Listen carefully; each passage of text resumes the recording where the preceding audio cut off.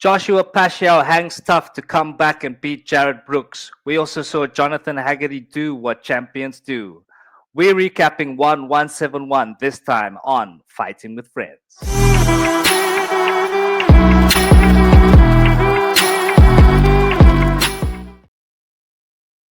Welcome back to Fighting with Friends, the undisputed African fighting podcast champion of the world. And I have the pleasure of having with me today the reigning, defending, undisputed vegan champion of the world. That is, of course, Brother Gaia. Let's go. 1,000 subs. Let's go. 1,000 subs indeed. Give thanks, PG. And we are recapping 1171. And as always, we start At the top of the car. at the top of the card. We see Joshua Pacio, like I said, hanging tough, coming through adversity to beat Jared Brooks and ended up finishing him in the second round by TKO. Fantastic performance, like I said on the live stream, BG performance of the night for me. Yeah. But from your side, bro, what can you tell us here? Yeah, you hit the nail on the head there, AD. Definitely performance of the night. Just in consideration of how the previous two matchups has gone, it didn't go in Joshua's favor. And then also, you said it there, the key word is adversity. Jared Brooks had him in some deep waters in that first round. I would go as far as to say that the entire 4 minutes of that 5 minutes of that fight, Jared Brooks had Joshua scrambling for eggs there. He was basically at this close to getting tapped out because every submission that Jared Brooks threw was so tight. Granted, the Darce choke didn't have that much leverage because he wasn't his knees and hips weren't on the mat. Jared Brooks' hips was off the ground basically, so he had no leverage to sink in that choke. But boy, did he come out hot in that first round, and he made it difficult for Joshua. But I think the key takeaway from all of us, and you also alluded to it when we were watching the fight live, is the composure that Joshua was showing in that moment of almost being choked out. Dude's face looked like he wasn't even being bothered by it. He was just laying there like, "This is easy. I've seen this before." And I think it was Barbara, it was you that said, you can clearly see this man was training for it. You can clearly see that he trained hard for the wrestling because that's what was beating him up in the first two fights. Jared's wrestling was just way too much of a tornado for Joshua to deal with. But in this fight, he was just composed in that first round, man, and then be able to reverse the position. I think, like I said, 4 minutes of the 5 of that first round, Jared was on top, and then Joshua reversed it. I think it's safe to say in that moment we all were like, "Hey, Jared looks like he's tired here. He looks like he's actually a bit conked." And I think I said on stream that I think Jared has got a bit of a adrenaline dump here. It looks like he's not going to make it out of this first round. He looked extremely tired after that, and I felt that maybe he burnt out too much energy trying to secure the victory within that first round, which then made me a bit suspicious about Jared Brooks in general. But I'll get to that in a moment. I want to give flowers to Joshua because myself and you included gave the fight to Jared Brooks to win. And yes, we're going off the previous two fights. Uh, we were like asking ourselves, what can Joshua do to sort of overcome that power disadvantage that he had going up against Jared Brooks? But it seems to me like he matched everything. He matched the energy, he matched the strength. Joshua, in fact, he took it to a different level. He took it a bit further than that by reversing Jared on the wrestling. And then in the second round, he was just piecing Jared up on the feet. He used very good jabs, very good footwork. Then even landed a takedown of his own to basically finish the fight with that ground and pound, hard left strikes to the head. And you could see Jared didn't want to compete anymore after that. It looked like he was trying to get up. He just covered up like this, went to the ground, didn't try and get up from there. He was basically hoping for the referee to call the fight. Personally, I felt the referee took a bit too long to call the fight. I felt that a stoppage could have come a little bit sooner because Jared wasn't actually defending himself other than just making sure he doesn't take too much damage by keeping his hands here. But he wasn't. What's the word that people always use, AD? He wasn't. Um, he wasn't trying to get out of the position. Yeah, he wasn't actively defending. Yeah. Yes, he just laid there and he was just taking the punishment. And we have to give props for Joshua for doing what he did, for reversing it, and to get rid of the sort of the pain in his neck. You know what I mean? And I'm not trying to throw any puns in there because of the neck, the neck surgery that he had. But I mean, Jared has been a thorn in his foot since Jared has turned into the one championship. Excuse me, since he entered the one championship, he's been a thorn. Monkey on his back, some might say. There we go. Even better, as well said. A monkey on his back since he entered the one championship, and he made Joshua's life a nightmare since he's been there. And I think this has been a big weight lifted off Joshua's shoulders for getting this job done. And I agree with him to an extent. I think they're going to fight again. I think they're going to run this back more than once. They're both still very much in the prime of their life. And Joshua did make mention of something that I found very interesting in his post-fight interview. He did say that if he knew that Jared coming into the fight wasn't 100%, and that's why he wants to fight Jared again, which is probably why Jared went so hard in round one, because maybe he knew he couldn't go after that. He didn't have anything after that round. Maybe possible staph infection we don't know about, but based on what Joshua is saying, based on Jared's performance and how he took the fight, it does kind of add up, doesn't it? Maybe there was Mm, something, or excuse.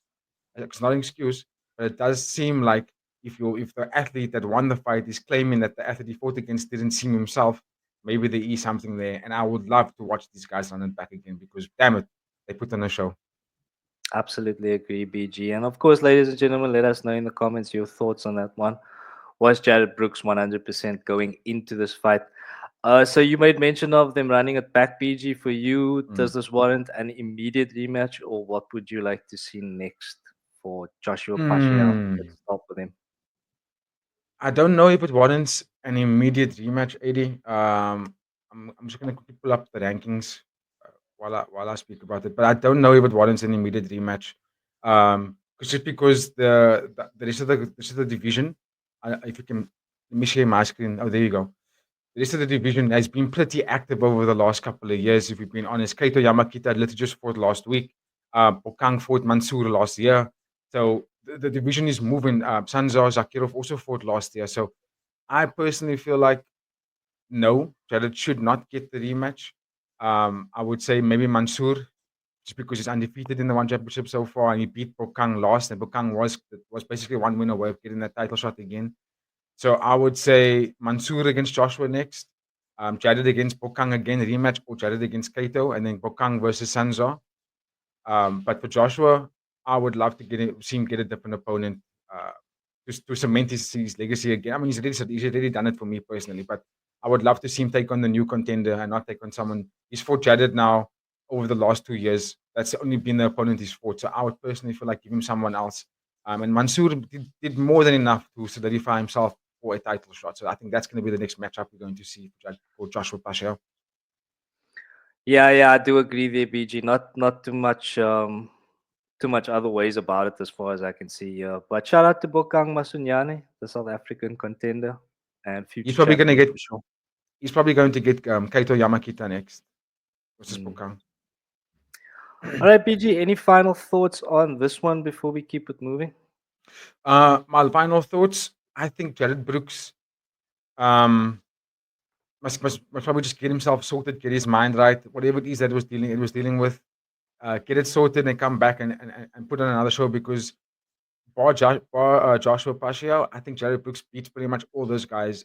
Uh, even though Bukang I'm riding very high, I like Bukang, but realistically, I think Jared beats most of those guys in the top five. They almost all of them, and he would probably be the best challenge for Joshua, unless Mansour Dagestan wrestles Joshua into oblivion, which I would love to see. Not the wrestling part, but I would love to see that matchup. I really would love to see that Yeah, definitely possible. The wrestlers were quite successful on the night, in fact. matchup. But okay, BG, we will then keep it moving. And here we went to here we go to a bantamweight kickboxing world hmm championship fight where we saw the golden boy Jonathan mm. Haggerty do what champions do, as we were saying on the stream, defeating former mythical fighter Wei Rui, and in fact making him look very human on the night. Um, Mm.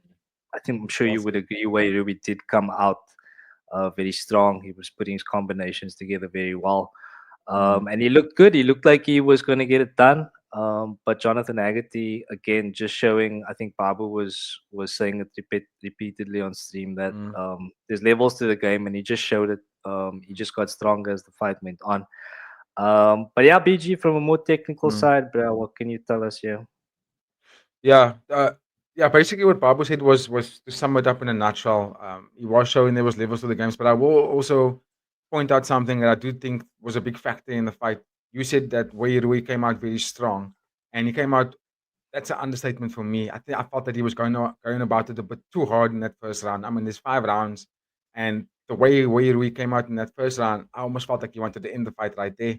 not to say that he may have also had something that he couldn't go, because later in the rounds, he did stay in there and he was a little bit competitive. In fact, round 5, he was pushing it really hard to get something out of the fight because he knew he was 3 rounds down. Haggerty already pieced him up after round 2. So I think maybe round 2, 3, 4, Wei Rui was coasting just not to get completely tired to the point where he can't even lift his arms up anymore. He was just trying to be competent enough defensively, gain back the energy. There was a big thing that Jonathan changed that made the fight really tip into his favor, and Wei Rui couldn't defend it at all, which I found quite interesting. And that was in round 1, Jonathan Haggerty threw hard right kicks, roundhouse kicks to Wei Rui, whether it was low or to the body, or even to the head. He was throwing it very hard. I felt like he was doing that just to get the reaction out of Wei Rui, because what happened was Wei Rui came out so fast in that first round, but there were moments where Haggerty did throw either overhand right, which missed quite often, or he threw a hard right kick, just to get to see what Wei Rui's defensive options are going to be for that right side of him, because he's fighting out to the southpaw. So, excuse me, that left side. And what happened was we kept on dipping to his left every time Haggerty would throw either a right straight or right body kick or right high kick, and then you would see what Haggerty switched up to do in round 2, 3, 4 was now he's throwing the right straight. Instead of throwing it straight, he's throwing it to Wei Rui's left. So every time Wei Rui would dip to his left, he would get caught with that right hand, and it changed the dynamic of the fight because Wei Rui couldn't defend this, and that was landing over and over on him, and Babu was getting so amped about it, and I think that was what actually moved the fight into Haggerty's advantage. On top of that, the adrenaline dump that Wei Rui had to fight through after round 1, because he did dump. He really got tired after that first round. You could see he was taking in big breath, and he was like, listen, this guy, Babu said, your man second in air. And I think maybe the occasion for Wei Rui was a little bit too high at the moment. We've seen this countless times in a lot of UFC fights. In fact, a lot of championship fights, you will often see the challenger first time competing for this kind of championship. Because Wei Rui has been multiple times champion in kickboxing. You've seen it. That's why we hype him up so much. But I think this stage was a little bit different to K1. It's a little bit bigger, a little bit more international. And I think the occasion might have gotten to him to the point where the energy and Haggerty, being the younger fighter by 4 years, just looked like he was not going to get tired. It looked like he was just going to go on for another 10 rounds. He was just started to level up each round, leaving Wei Rui with no choice but to get the knockout in the 5th round. And you could see him chase it down. But at that point, Haggerty was just too slick, too defensively sound to even get touched, and just put on an absolute masterful performance over the course of 5 rounds.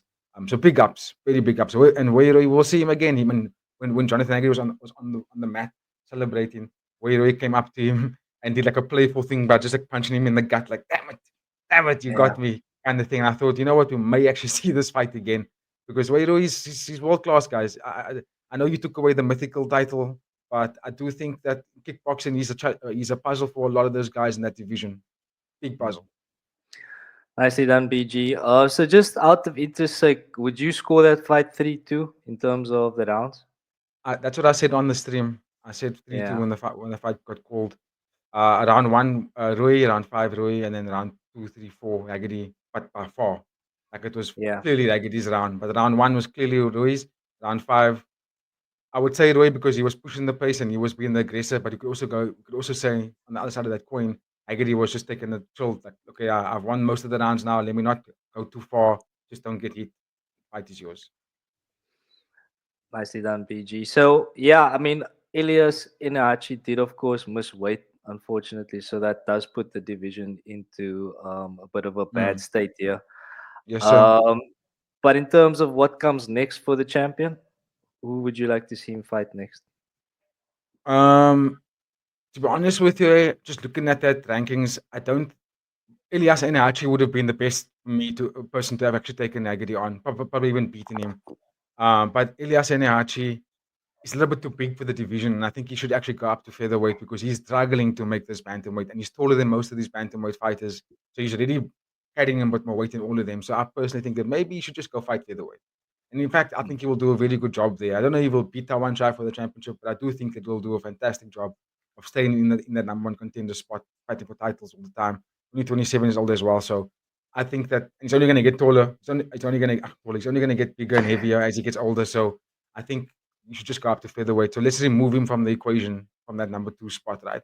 He was supposed to fight Pictanong, which I was excited for because Pectanon looked like he was revved up for this fight. He finally made weight in bantamweight, so he looked like he wanted to put on a performance. Hiroki Akimoto was the former champion, but he's on a bit of a 3-fight losing streak, and he lost to Wei Rui. He lost to Elias Enahachi. He's losing. He's lost to the people that are above him, and I don't know if he can fight up.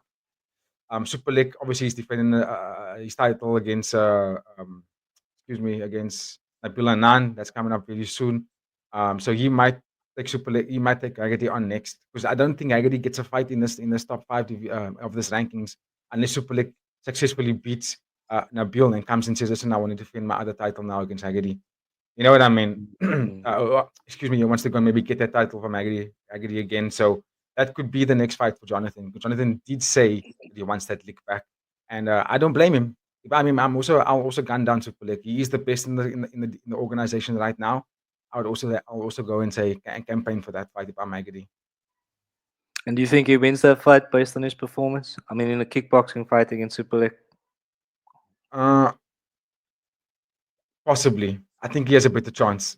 I think the Muay Thai Super League is he's Super League, bro. He beats everybody. I think Yeah, the no, rematch the rematch in Muay Thai, I think he beats Jonathan again. But kickboxing is a different dynamic, man. It changes everything. The power we've seen Super League in kickboxing doesn't knock people out with his hands the same way he does in Muay Thai. He beats people mm, up badly with everything else, but he doesn't have the same juice with those bigger gloves as opposed to when he's obviously doing Muay Thai. So that would be a mouth-watering fight to watch, and I would probably go with Super League again, just basically outscoring him. yeah, I think I'm inclined to agree there, BG. But okay, any final words on this one before we skate? Yes, I would actually love to see Wei Rui take on Pectanong next. We shouldn't leave him in the dark just after losing against Haggerty. He's Mm. still for me the number one contender, and I would love to see him fight against Pectanong just because didn't make weight. I don't think Elias should actually stay in this division because he's not going to be able to perform at his peak powers. Whereas in Pectanong at 39 years old, one more run, I would say give me the number one contender. Let me try and get to that title again. So Pectanong taking on Wei Rui would be the next matchup for that bantamweight kickboxing contendership. Give thanks, BG. And of course, ladies and gentlemen, let us know in the comments your thoughts on the future of Jonathan Haggerty and former mythical fighter Wei Rui. But okay, BG, we will then keep it moving. And now we're going to go to a welterweight MMA bout. And here we saw Dagi Arslanaliev get Mhm. knocked the F out by Roberto Soldic. We didn't really spend too much time on this fight in the preview. If I Yeah. remember correctly, you said that Dagi was going to steamroll him. Mm, mm. So tell us, tell us what happened here, bro. Yeah, from here on, from this fight down the card, these fights have just ended so quickly. There's like wasn't even much to even talk about. Yeah, I was saying what I was saying in the preview just because I've seen Roberto Soldic and like he's your typical Croatian Mirko Krokop kind of fighter. He's just hard hitting, knocking people out. Doesn't want to wrestle with you. It's not really his game. He just wants to go in there and knock you out, and that's what he does. Dagi had more of the well-rounded tools to as an MMA fighter to win the fight. I just think that the first thing I noticed about Dougie when we did the walkout was I felt that he was just way too big. Something about it made me feel uncomfortable. I was like, he's carrying a lot of muscle. It looks a bit strange for me. Because when I watched Dougie in the past, he wasn't that filled out. He didn't look so gebo. He looked a little bit leaner, you know, a lot healthier. He didn't look like he was juicing at all. This Dougie looked like he ate 2 Dougies and came to fight. You know what I mean? That's what he looked like. He just looked like his body was just way too full. But I think we have to give respect to the knockout from Soldic too, because he flatlined that Dagi to the point where Dagi didn't even know he was in a fight. He didn't even know that he was in an octagon when he woke up. He thought he was in a different world. And I think what what we have to sort of bring to light is Dagi's entries. I think if he keeps doing that, he'll get knocked out by anybody. To be quite honest with you, because he enters in a way where it's his arms are out here. His arms are out quite wide. He's slugging his hooks as he's coming forward, and he's making it very ugly. He's making it like a street fight. He's making it that you have to react. But a very competent striker. And I remember before the knockout even happened, I remember saying to the lads on the stream, Roberto Soldic can literally just do a pull back left straight, and he'll probably get the knockout. I remember saying this, and that's exactly what he did. As soon as Taki came in with that left, right, and wanted to shoot, Soldic just moved back, stood his feet down, slipped, and then threw the left straight and literally took Dougie. Dougie was knocked out before he even touched the ground. The dude was literally in mid-air and he was already sleeping at that point. That's how heavy this man hit him, Soldic. So I want to say big ups to him. Dude, that is one time a scary, scary kind of left hand that he has on him. But I still don't, I'm still not riding the high that he will be a champion and be like a world dominant champion just because if you want to be a world dominant champion, you can't only rely on knockout power. You have to be able to wrestle. You have to be able to have submissions. You must have, and ultimately, you must have the best kind of stamina. And so Soldic is just knocking people out. He's always been doing that. So I want to see him get tested. And Dougie was the kind of blueprint to kind of to test him. But Mm. not to make any excuses, but Dougie did look like a different Dougie was walking out to me, and I wasn't sure if he was going to perform the same way. And when I noticed that he wasn't able to land the takedown, he looked a bit flustered, even though the fight only lasted a couple of minutes of that first round. But because he Mm. couldn't, when he shot 2 times and he missed both those shots, Dougie looked a little bit like flustered. He was like, "Oh, maybe I'm going to have a long night here." And yeah, he just looked unsettled after that. I think Soldic knew it. He knew that Dougie looked a bit unsettled, and that's when he just landed. He just planted his feet. Bang! You realize you can't Yeah. take me down. I'm gonna knock you out there. And beautiful, just a beautiful knockout from Roberto. Yeah, it was one of many fantastic finishes that we saw on the card, BG, like you alluded to there. Just the card of finishes. So yeah, great event overall, and shout out to the One Championship. But BG, I don't have too much to say here. Do you have any Okay. final thoughts here before we keep it moving? Um. Yes, I would love for the One Championship to do like they used to do and bring back the Grand Prix. Just so we can fill up the rosters, man. Because what's happening is Ang Lang Insang was the former when he was still the champion. When we had RDR, then these heavier divisions were filled out. There were a lot of competitors competing, and it just feels like there's a little bit of less light given to this division, the heavier divisions of the MMA scene, particularly from lightweight upwards. Um, because the smaller guys that they making the divisions fold out, it's really nice to watch them fight frequently, but we don't see these heavier gentlemen fight that much. So maybe the One Championship can do another Grand Prix for welterweight, for middleweight, and then basically all those guys competing in there are going to be get ranks. They're going to be filled into the rosters. Obviously, the winner will then get the chance to fight for the title, but at least at this point, we will get to see more athletes competing against one another, against each other for that division, and then we might have more to talk about. Yeah, I do remember RDR mentioning in one of his post-fight press conferences at the UFC. I think it was after his first fight when they asked him about the difference between One Championship, and he did make mention that fights are very difficult to come by in In general, MMA. in MMA, yeah, in the One Yeah, Championship. So yeah, he kind of basically said that if you're serious about MMA, you have to fight in the UFC, and there's no other yeah, way about it, just because of the organization and the yes, way things are structured.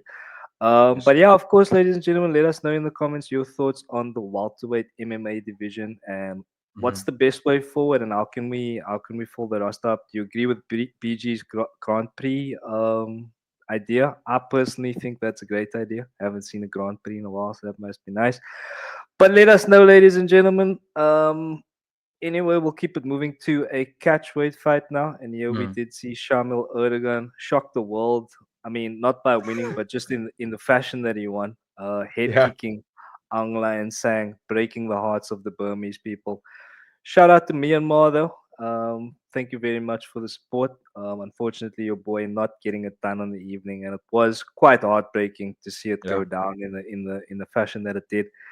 And it did happen in the first round, so there's not really too much for us to talk about here, BG. But in No. terms of the way you saw this one playing out, BG, what can you tell Mm. us here, bro?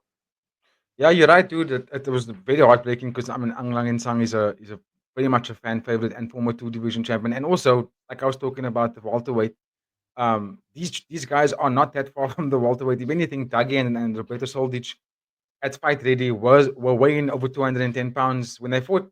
So essentially, these guys are technically all in the same weight. You know what I mean? So they can, you know, make these guys compete in one weight. I don't think that Shamil has any issue making 185. I think he can do it pretty easily. Just like Ang Lang and Sang, that's where he was the champion at 185. Um, but yeah, heartbreaking fight. It didn't last very long. It was literally under a minute. Ang Lang and Sang wanted to make the fight super aggressive because of obviously what happened in the first fight. immediately came out with a low, heavy, wide stance, low knees, to not get taken down, but he also made himself very hittable because his guard wasn't high up. He came in with that, Henry Cejudo kind of pressure, walking forward, and Dagi was just timing it because he threw the kick twice before that they actually landed. Just and Anang Sang didn't respond to it very very what's the word? He didn't respond to it smartly. He just and he walked forward. To fight some more. I took it again and walked forward. And I was like, dude, this man is timing you with this thing because you're standing with a very low stance. You're not changing up. Are you going to shoot on him or something? Because you're just walking forward with a very low stance, not really trying to throw anything. And then when he did want to throw something, bang, left high kick, took his lights Mm, out, dropped him within seconds. All of us were shocked when we saw it. But I kind of felt like it was there for the taking. The stance was way too low, and Shamil's already taller and bigger than Aung Lang and Sang, so it wouldn't take much for him to actually lift his leg up and land to whichever target he wants to land it at. So, yeah, I just felt Aung Lang and Sang was a bit shooketh. He was a bit taken off his feet, literally and figuratively, for that fight. And I think also he came into the fight already with the mindset of like, I need to go in there and finish this guy quickly because the first fight didn't go where he wanted it. He did also say that the first fight he felt he was weight bullied, which is why this fight was catch weight because Ang Lang Sang was really trying to add on that depth of muscle to make this weight division. Which personally I would like, no, screw that. Shaman must cut weight. Let's fight welterweight, bro. That's what I would have told him. Um, mm, but yeah, unfortunately, it didn't go his way. But he's a legend in the sport. They should put him as the Hall of Famer. Because after that fight, he basically went backstage, took Samuel. They had a good hug it out, and then literally he went and coached and cornered the next fight, or he was cornering someone in. I was like, yo, Ang Lang Sang is a G dude, absolute G. Um, yeah, in a nutshell, for me, great performance from Samuel. Not nothing to write home about, just because he fought Ang Lang and Sang twice now, and it doesn't really do much for Samuel, to be quite honest, and that's why I don't want to spend too much time on it, just because the mm. fight didn't have a lot of incentive to it, other than um, Ang Lang and Sang's retirement fight.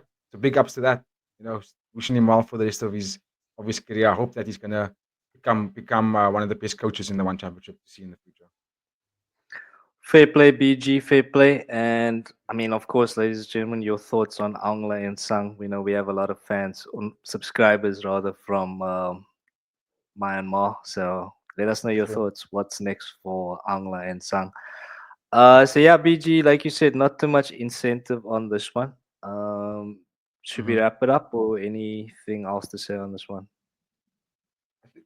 Excuse me, I think we can wrap it up. I think just last thing for me is just let Shamil fight 185. Mm, Yeah, mm. yeah, because we need to fill that roster, that MMA roster. Put these guys in the same division because they're not far in weight with Tagi and Roberto. They're the same weight anyway. So yeah, Yeah, let's see yeah, I that think fight. that's a very, very fair point, PG. But okay, from one Shamil to the other, we'll go to a featherweight MMA bout. We saw Shamil Gasanov defeat Martin Nguyen by unanimous decision. Another kind of case Mhm, of the wrestling reigning supreme here.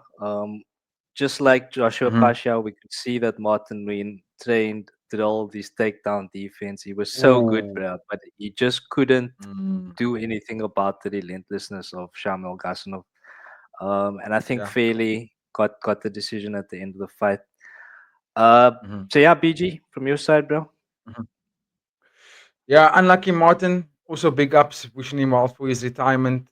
Such a character for the sport and for one championship. He's an absolute legend. Won't be surprised to see him in the Wall of Fame along with the Biana Fernandes. Um, I must be honest. I agree with you. I think that Martin Nguyen did a lot in his training, in his camp for the wrestlers, but almost to the point where he didn't know what to do when he needed to be offensive. He was almost gun shy to be Exactly, offensive because he was so exactly. overwhelmed and prepared for wrestling. Forgot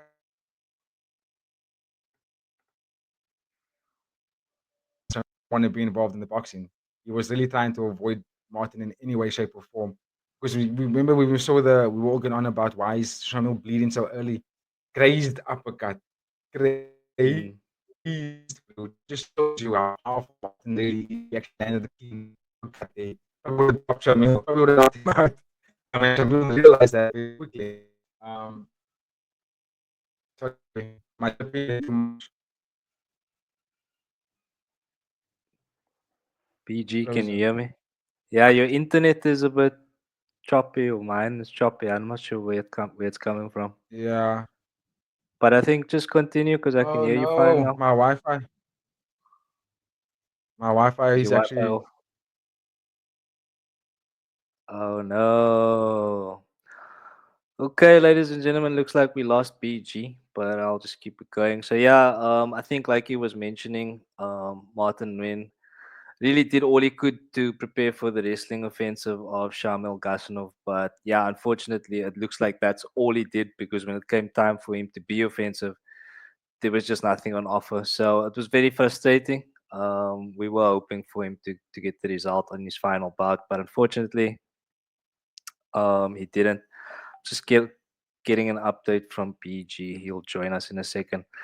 So yeah, quite frustrating that one I thought. But yeah, fair play, Martin Nguyen, great career. I think PG was mentioning in the preview that he is, of course, one of the poster boys and future Hall of Famers, if not current Hall of Famer at the One Championship. So fair play to him, and of course we at Fighting with Friends wishing him all the best with his career going forward. As far as Shamil goes, he looked very.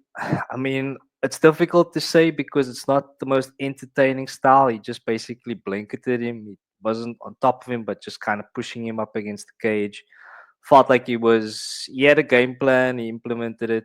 Um, he obviously knew if it stayed on the feet that he would probably come off second best.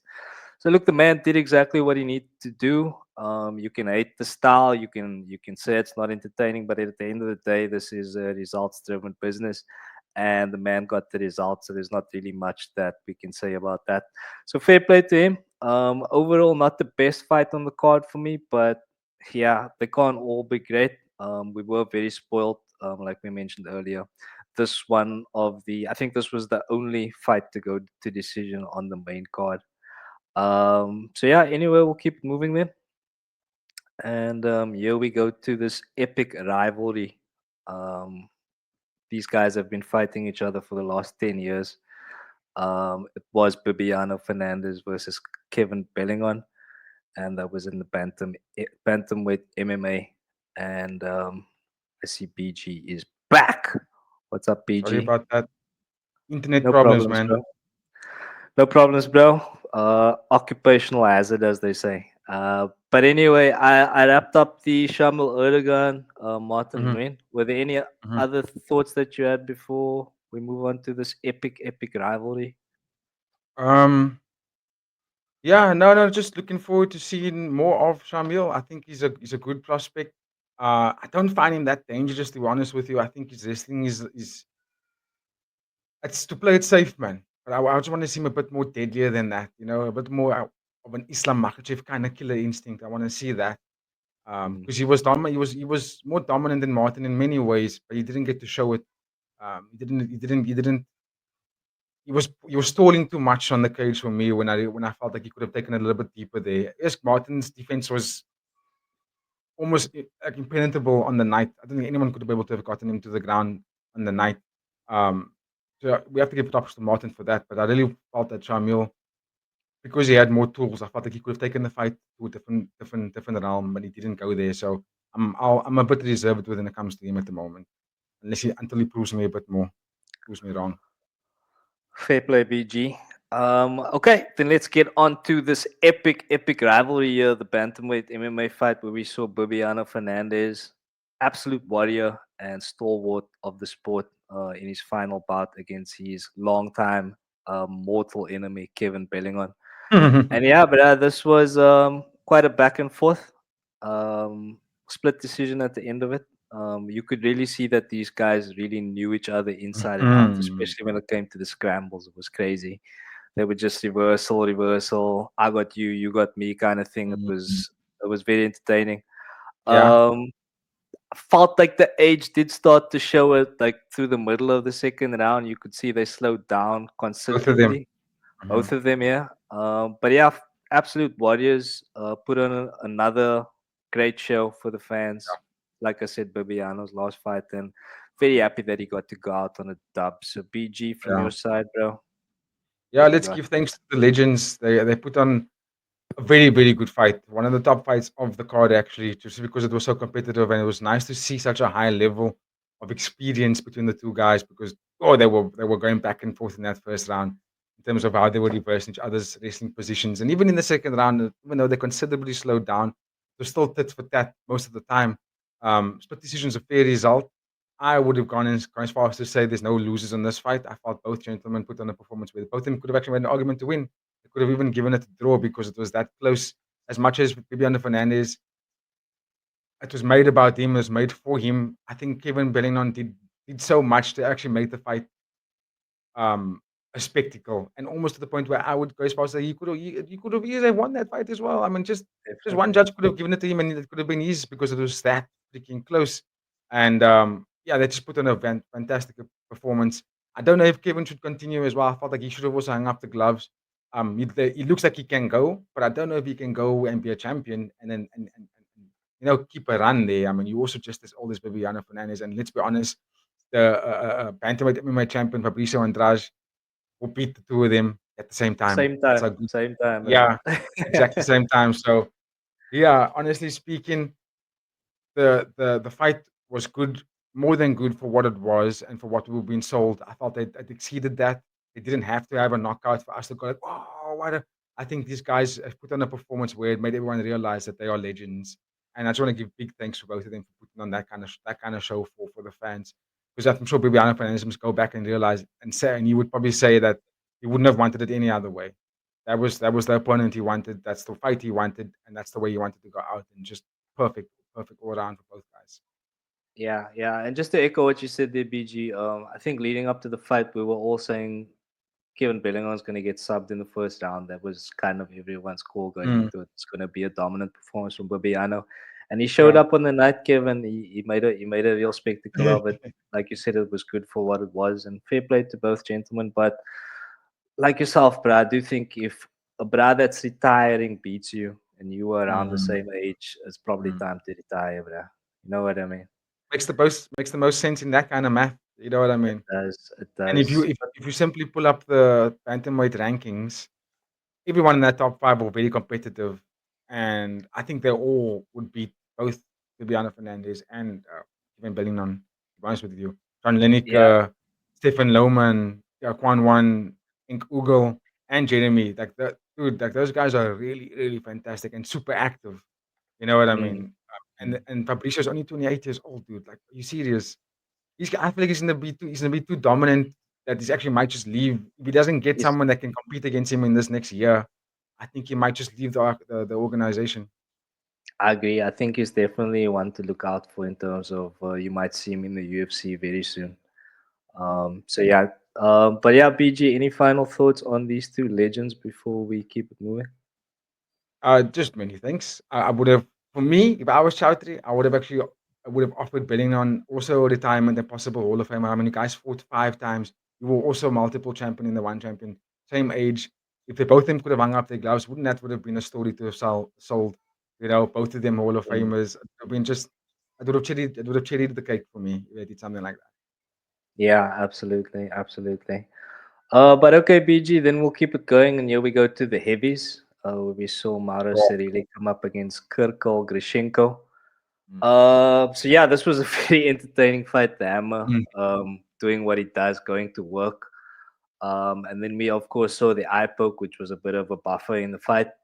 Yeah. But yeah, then the Hammer came out, seemingly going for the finish, but then Grishenko out of nowhere, just as it happens in heavyweight, it can come from anywhere, and it just did, Brian. Just it was a leg kick, right?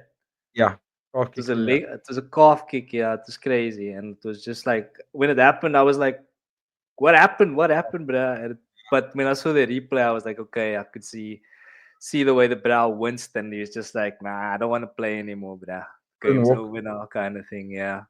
So it was mad to see just how quickly things can change, especially in Mm. the heavyweight division, and something seemingly as innocuous as a calf kick ended the fight against I a mean, tough motherfucker, bro. yeah.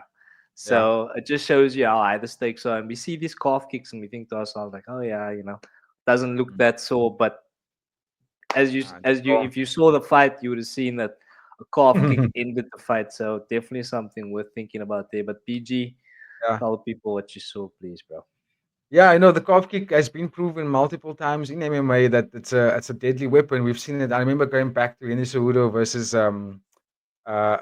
Mighty Mouse, and then Mighty Mouse chopped him on the leg, and then Enes Cejudo couldn't stand for that first 2 rounds. He was having a difficulty putting his weight onto his ankle. It can really end your life. It can end your fight very early if it landed consistently and correctly. And speaking of consistency, that's what I noticed in this fight. Very exciting. Cerelli versus Grishenko was very exciting. Obviously, Babu was talking about Cerelli coming into it with power, and he was every time they did get into boxing range, Marty was winning. Mauda was winning, but excuse me, he was landing cleaner.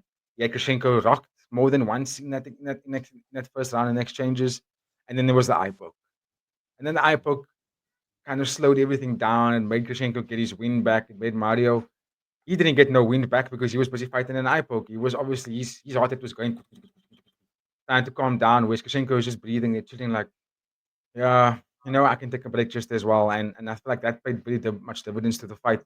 I will add this though. The calf kick wasn't as surprising to me as it was when we saw it happen. And I'll say that because when they were reviewing Cyril's eye, the doctor was giving him the eye test and checking him out. I actually noticed the welt on Cyril's left calf and shin. I could see that bump there already, and I was like, "Yo, was he getting leg kicked more oftenly? Because I must have been missing it." And then actually, when you look at when I rewatched the bit of the fight and the highlights, Grishenko was actually landing that low kick every time they got close. Every time they got close and they were throwing each other, and when he was getting clipped from Mario, he landed that calf kick, bang, bang, bang. He was actually doing it quite consistently, um, which then made sense as to why when he landed it again and landed that hard at the end of the fight and landed very clean. That last one was clean on Cerelli. But I do feel like the eye poke did kind of change the dynamics because before that, Cerelli was actually close to getting the job done. Yeah, I mean, he landed the not knockdown, he landed a very crushing blow. Grishenko was like, whoa, like he was on skates. And I felt that if he wasn't getting eye poked there, I felt he probably would have knocked out Grishenko because it looked like it was going to go that way. So yeah, the eye poke definitely changed the dynamic of the fight completely. But I don't want to take anything away from the performance. Lukashenko did make it competitive, even though he was getting rocked. He stood there. He wasn't running away. He stood there, and he was even his offense. He was trying to land what he wanted to land, and landing blow landed. So big ups to Lukashenko. I definitely think that fight is going to put him again into that round robin scrap for that title. Mm-mm. Yeah, again, the eye poke, very unfortunate. Because the fight was the kind of eating up, leading up Mm. to the eye poke, and it could have been a different fight if the eye poke hadn't happened. Yes. But we can't debate hypotheticals, I guess. But PG, any final thoughts here? I would love to see Grishenko go up now. I don't see the heavyweight rankings on the website, but we know who the champion is. It's Omar Kane Rugrug, Anatoly Rug Rug. Malik, and we have Puchecha in third place, and then Grishenko. So Grishenko probably against Puchecha, Grishenko against Malikan two, and then maybe Puchecha versus Ragrag two. You know what I mean? Let's get the heavyweights shaken up, and then maybe Malikan doesn't have to fight heavyweight because he still has the title light heavyweight and middleweight. So he could maybe go down and take on someone like Soldic, Dagi. You know what I mean? There's a lot of matchups that can actually go on here. So exciting times for the heavier guys. Exciting times, indeed. But I just hope that they in future they can get the MMA fights in this cage environment Yes. and not in a ring, because we saw there was no issues in terms of Oaks falling out of the ring, and you can push a guy against the cage. Because if you think about it, bruh, who was it, Shamil Gasanov? He Yes. had Martin Nguyen up against the cage for so much Yeah. of that fight, bruh. Now imagine the cage wasn't there. It would have been a completely different fight. You know We'll what I probably mean? have to reset it the whole time. Yeah, like Yeah, reset, reset, exactly. reset. So it definitely is a factor, and I hope that in future they can have the MMA bouts happen in a cage environment. It does Uh, depend on where they go with the card. Sorry to interrupt you there. Because yeah, no, because and because there's no venue in Thailand where they have an octagon. It's only when they leave Thailand, so when they go to US or to Qatar or the Singapore, and then they can actually use the cage. okay, my thing is, bruh, they must have the money to get it. They can just have it lumbing in the air there and bring it down. You know what I mean? Yeah. they make Chowdhury Satyadong has enough money to get an octagon or a cage. Especially if you're giving Finally. out 50K bonuses to everybody. Yeah, bruh, you can just chill on the bonuses for the night. Let's get a cage, bruh. Shout out to Chowdhury. But okay, bruh. Then we'll keep it moving back to the bantamweights. Here we go to a Muay Thai bout where we saw our boy Jake Peacock defeat Shinji Suzuki. First time seeing Jake fight. We did discuss that he is the one-on fighter in the lead up. And yeah, to to not have seen it and to just hear it, it's very kind of like, what do you mean he only has one arm and he's fighting Mm. Muay Thai, bruh? You know? But fuck, bruh, the boy looked good. The boy looked good, bruh. He was aggressive. He was technical. And yeah, bruh, really put on a show and finally getting the finish in the third round. So yeah, if you haven't seen it, ladies and gentlemen, it's definitely something worth checking out. Jake Yeah. Peacock is an absolute animal. PG from your side, bro.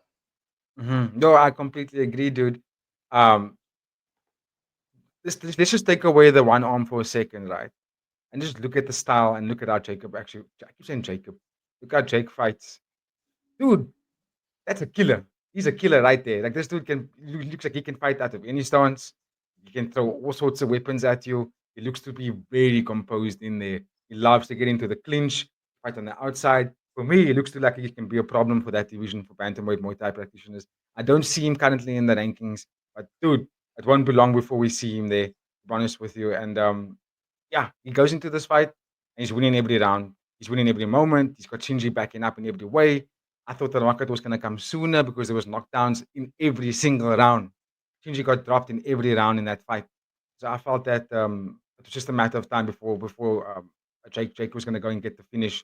So I wanna just also bring up something that I spoke about in stream and before in the preview about Jake's the other arm not being padded or with having any sort of glove on there.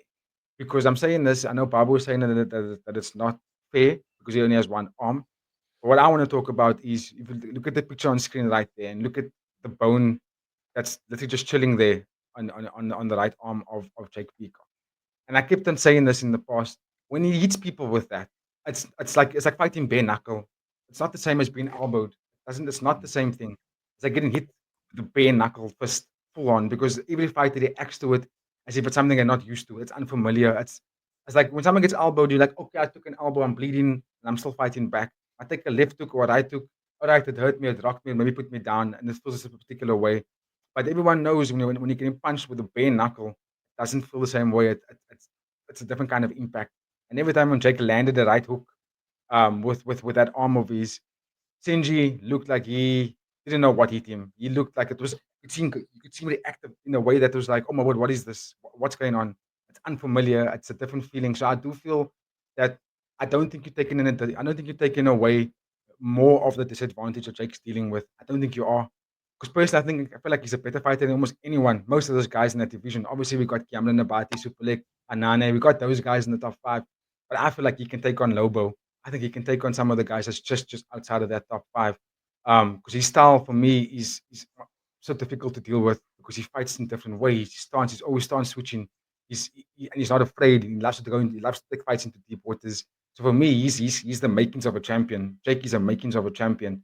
I don't think you're making him less of a fighter if you actually just pad up the other arm. It's not going to take away anything from him. He's still gonna beat people for me. He's still gonna be one of the deadliest fighters to watch. Because he can knock you out from different kind of avenues. He can knee you. He can use his left hand. He can high kick you, like you can see on screen there. So I don't think he'll be lesser of a fighter. Honestly, I think he still beats anyone in that division. So, but they may not stay with that because I feel like that will take away from the performance. At the end of the day, he put on a performance that showcased to the world that he can beat anybody, and he's becoming a fan favorite very very quickly. Agreed, BG. And yeah, it's a tricky one because usually in situations like this, you'd have a man competing in the like Better, whatever whatever the sport sport. it is. Yeah, yeah, exactly. So yeah, it's very strange. I don't think they have anything in the rule books about that one. But yeah, of course, again, fantastic performance from the man, and yeah, looking forward to seeing his next fight. So yeah, BG, any final thoughts here before we go to the ladies? Could you possibly bring up the rankings for the bantamweight Muay Thai on screen? Um, as you can see there, the number one is still vacant, which I find a bit weird. Um, you could just put Jonathan there. I don't know why they just don't do that. And then you can, because then what you can do is you can just bring up Jake. You know what I mean? Yeah, Or yeah, you can bring up exactly. Nong O because Nong O is just below Felipe. You know what I mean? So we've got Superlek, Nabil, Jonathan Haggerty, Nico Corilla, who's not even in this division anymore. He's out of it. He's gone to featherweight. So I would say bring Nongo up, bring him into that rankings, and then put Jake either 5 or number 6. You know what I Mm, mean? There's also no, that's flyweight. I was gonna say Kong Tawani, but that's flyweight. No, actually, Nongo also left this division, so he went down to flyweight. So there's more vacant spaces. And I think Jake is just one fight away. Jake don't fight on Friday fights. He's contracted already, so put him in the mm, rankings. You know what I'm saying? yeah. So I would love to see him maybe fight Felipe Lobo next. That would be a beautiful. I think he beats Lobo. Yeah, yeah, I'd like to see that too. But ladies and gentlemen, let us know in the comments your thoughts. Future of Jake Peacock and what you thought of his performance on the night. But okay, BG, we're going to go next up to an atomweight MMA fight where we saw Ayaka Miyura come up against D2 Phogat. Ayaka Mhm. Miyura getting the job done by first round submission, choking someone out, crying at the end. Just Special day. another day at the office for her, really. And it was quite an early one. Yeah. So BG, what did you see here, bro? Yeah, I must be honest, I'm disappointed in Ritu. I hyped her up because I've watched the fight. I've watched her compete in the Grand Prix and win it. And when she was doing that, she looked like she was going to be a problem for everybody. She looked like she was going to be the kind of fighter that can beat everyone. Um, Aggressive wrestler, strong, picking people, women up, slamming them, and just being amazing at it. Until Stamp basically just defeated her in first round, and then looked like she wasn't prepared for anything like that. So I was hoping to see her come into this fight, especially because Ayaka Miura is also a wrestler dominant kind of fighter. So I felt like this is in Ritu's wheelhouse. This is going to be in what she does. She's a national champion in India. So I was like, this is what you do. You know what I mean? And it was a bit of an awkward thing because Ayaka Miura makes no secret that she can't strike. Looked like she was flopping around, trying to get an entry, but couldn't land the entry. And Ritu Pogat didn't make Ayaka work for it enough. She was being very defensive, but scared defensive. It wasn't like I'm Mm, defending, but I'm also reversing. She was defending not to get hurt. I was defending not to get tapped out. I was defending so I don't look like a fool. I felt like Ritu, you are much better wrestler than that. I feel like you were actually stronger than Ayaka in terms of physical strength, but she didn't show any of that. And Ayaka could do what she wanted to do. I mean, Ayaka Miura landed a knee bar, which is one of the most difficult knee bars one of the most difficult leg submissions to land, period. That's not an easy submission to land because you need to get into that position, as you can see on screen right now. And how often do you see fighters get into that particular position ever in MMA? It's a rare move to land. It's one of the rare moves to land, and she landed a complete knee extension and beautiful. It was a beautiful knee extension because it's now a submission that Ayaka didn't have to go to her specialty, which was the head and arm choke into an anaconda. You know, the what they call it, the Ayaka grip or something like that. She didn't have to use that. She used this, which indicated to me that Ritu was basically just a dummy for her. Because you don't just land that kind of submission. It's not easy to get that. You don't just get that opportunity in fights. So that indicated to me that Ritu wasn't in the fight. She was just there to get that paycheck. Not saying anything bad about her, but I think she was just not prepared. Even though she trained and stuff, I just felt like 2 years layoff, coming back and competing against someone who's going to fight for a title. No, it's just too much of a hurdle. I felt like you two should have gotten someone way outside of the top 5 as a fight coming back, and then make your way back into the rankings. Going up against Ayaka as your first fight was just well, you were just never gonna get it right. You was never gonna win. And I did say Ayaka was gonna win that fight in the preview. So yeah, not to throw any shade on Ayaka Miura. She did what she had to do, and just, for me, a submission of the night. yeah, yeah, absolutely agree there, BG. She did what she had to do. And so what does she do next is my next question here, BG. She's gonna have to wait. Honestly speaking, I don't think she needs to fight. Um, Anyone really. I think she can wait for the maybe fight Hamsu Hee, but I think they have fought before. I'm not mistaken. Did they fight before? But Hamsu Hee only fought once in the last 2 years, which is a bit of a problem. If you want to stay relevant, you're gonna have to be a bit more competitive. And Hamsu Hee is about 37 years old. You know what I mean? Our last fight was in 2023, September 30th against Stamp Fairtex and lost in round 3 by TKO. Remember watching that fight, by the way. So, you know what I mean? You've been gone for so long, and your last fight was for the title and you lost. So now maybe fight Ayaka next. You know what Mm, I mean? mm. That would be the next best matchup, I think, for Ayaka Miyura. And then she wins that fight. She definitely gets the winner between Denise Ambawanga and Stam Fairtex because they are going to fight each other next. I think that's the natural progression. And if Amsuhi doesn't come out and fights Ayaka in 2025, then Ayaka must go up number one and get that fight between Stamp and Denise. Fair play, BG. Fair play. Um, in that case, then we will keep it moving. And here we go to the final bout that we're going to cover, and the first bout of the main card that was catchweight Mm-hmm. MMA bout here. And here we saw Tolo defeat Nicholas Vigna by first round submission. Pretty much as we called it.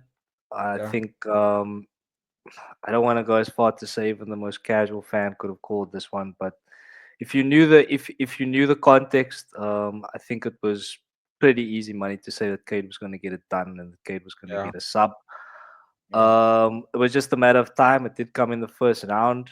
Um, but again, like we were saying on stream, he hasn't been doing MMA for as long as some of these other guys. So Mm. the debate can definitely be had about how you go about how you go about giving him opponents for the future of his MMA career. Yeah, yeah, But yeah, again, doing what he needed to do, style points, getting it done in the first round, choking his opponent out again. yeah. But PG, from your side, bro, what can you tell us here? I mean, you pretty much summed up everything that I wanted to say. Because the Sorry, bro. arguments make a lot of sense. You know that he's new to MMA, 22 years old. You don't want to really give him fighters that can definitely beat him up too soon. However, this is now 4 fights in MMA, or 3 fights in MMA. All of it has been won by submission fairly easily. I do think that the level of competition needs to increase now, um, and not to the point where he gets beaten up so badly that he doesn't want to do MMA again. But someone just make him work for those takedowns. Someone needs to piece him up a little bit and make him realize you're not going to enter this easily. But you can still tap me out once you do get it. But I'm going to make you work for it. And that's what I want to see a little bit more for uh, Ruotolo, to be honest with you. And he's 22 years old, man. He's not gonna, if he does get beaten up, it's gonna be a fantastic lesson for him. Because to be Mm, honest with you, for me seeing this, like you called it, cans, it's starting to get stale. It's starting to get stale for me, especially because the fighters are completely unknown. You know what I'm saying? Let's give him someone that's a slightly more known athlete, even though the athlete may still be 38, 39 years old. At least this person is still relevant because of the competition level or because of the accolades in the past. Don't give us someone that looks like it was fetched out of the crowd. You know what I mean? Like, come on, let's give Cade give. Because also, don't disrespect Cade like that. We know he's talented, so let us see him use that talent. Um, where we go back and say, sure, he had to pull it out of the rabbit's hat there. You know what I mean? He really had to go through hell and high water to get that win, and that will mm, make us endear Cade a little bit more. You know what I mean? Because, like you say, I think a blind fight fan can even realize that they're feeding him yeah. a bunch of nobodies. So yeah, I don't want to spend too much time on it because I feel like I'm going to keep throwing shade on Cade for this, and I don't want to do it because I'm a big fan of him. But I Yeah. do think that even Cade himself wants to have a bit more competition going forward. Yeah, definitely. Look, I mean, it's is of course a cash cow and a draw for fans. Yeah, So I think yeah. the longer they can keep this undefeated streak going, the more interest there's going to be. Because I feel like if he loses, there might be now kind of less interest from some people. You know what I mean? Some people just Mm, want to see him lose now because he's being fed cans like this. But yeah, mm. again, we won't spend too much time on this, ladies and gentlemen. You can please let us know in the comments your thoughts on Kate Tolo. We are very interested to hear those. But okay, BG, then we'll wrap it up here. So Okay. final thoughts and also a rating for the card, please, sir. Final thoughts. Overwhelmed with joy. That was a brilliant card. I would give it a solid 8.5. Big ups to all the retired athletes on the event. They all went out, maybe not in the way they want to do, but still, you will remain a fan favorite forever. And will go into Hall of Fames for the one championship. But yeah, I'm just elated with how amazing the card turned out and also how amazing our live stream turned out. Thank you to all the people that tuned in and made it by far the most highest outperforming live stream and video on our platform, on our channel. 10,500 views on it. It's just groundbreaking stuff for us. So big ups to that. Looking forward to doing more. Well said, BG. And of course, ladies and gentlemen, if you have made it this far in the video, don't forget to like, subscribe, share the video. And most importantly, have a fantastic weekend. We'll be back with the UFC Cejudo versus Song Yadong possibly tomorrow, right? Tomorrow, yeah. Tomorrow. But have a fantastic day, everyone. We'll see you tomorrow. Cheers.